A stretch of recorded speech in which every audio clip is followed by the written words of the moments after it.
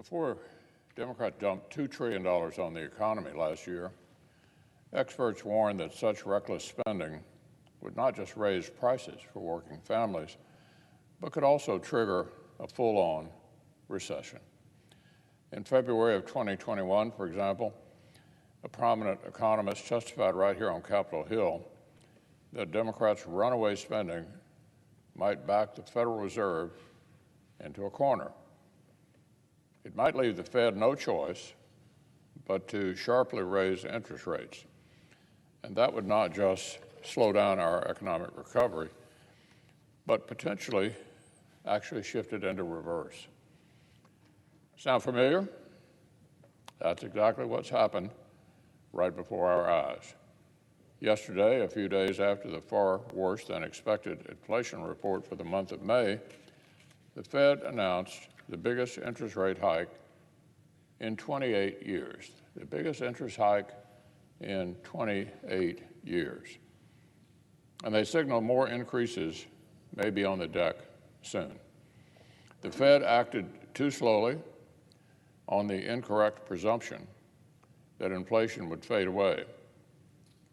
Now that that hasn't happened, they have to make up for lost time. The stock markets that carry America's retirement savings have been in free fall. The S&P 500 has lost a full 1/5 of its value in just 6 months. America's consumer confidence just nosedived to its lowest point ever recorded. Worse than at any point during the 2008 recession, worse than the early panic over COVID. The percentage of small business owners who say they're optimistic about the near future has never been this low in the entire 48-year history of that survey.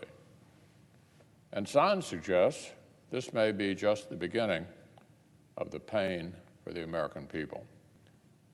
Just 3 months ago, the Fed predicted we would not have to see rising unemployment until 2024.